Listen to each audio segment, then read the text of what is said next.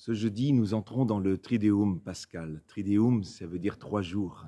Du jeudi soir au dimanche matin, un temps long de traversée. C'est le Seigneur qui passe de la mort à la vie et qui, en le faisant, nous ouvre un chemin, nous révèle notre vocation humaine. Révélation qui commence ce soir au cours du dernier repas, comme en chaque messe, où il nous est redit, il nous est demandé par le Seigneur, par Dieu qui nous a créés, de nous aimer les uns les autres comme lui nous a aimés. Il nous en montre l'exemple de toutes les façons, lui qui s'est fait homme, pour pouvoir passer la mort avec nous et nous faire comprendre la profondeur, l'éternité de notre vie dès lors que nous apprenons à aimer. Le sacrement de l'Eucharistie, pour lequel je remercie tous les prêtres qui s'y donnent de grand cœur, est ce que nous appelons le sacrement de l'amour. Et je rends grâce à Dieu que cela puisse être célébré toujours en notre temps.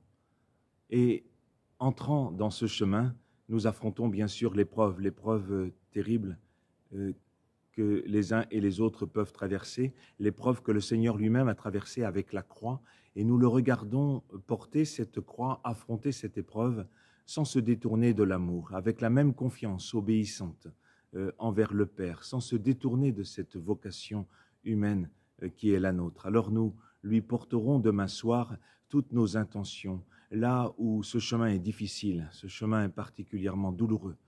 Nous penserons bien sûr, et je le demande dans toutes les communautés chrétiennes de notre diocèse, de porter particulièrement nos frères et sœurs ukrainiens qui ont l'expérience douloureuse de cette croix plantée dans leur terre actuellement. La violence, la capacité de destruction vient du cœur de l'homme qui est malade.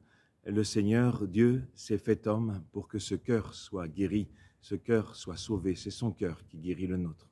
Alors demain soir, nous lui présenterons tout ce qui en nous, dans nos quartiers, dans nos immeubles, dans nos maisons, dans nos familles, est force de mort et de destruction, qu'il puisse toucher et guérir cela. Et puis, après un temps de silence du samedi, dans la nuit de samedi à dimanche, nous réjouirons de comprendre à nouveau, chacun aura à le comprendre à nouveau en cette nuit de Pâques, que le Seigneur est vivant et que la mort est définitivement franchie. Bien sûr, elle existe toujours, mais elle est franchie. Et le Seigneur nous donne de pouvoir regarder très loin devant nous, et de nous concentrer sur ce qu'il nous reste à faire de mieux, à aimer. Alors je vous souhaite un bon Trideum pascal, que nous puissions passer ensemble de tout ce qui en nous est force de mort à la vie que le Seigneur nous donne de servir et de déployer devant nous. Bon Trideum pascal et bonne fête de Pâques dans quelques jours.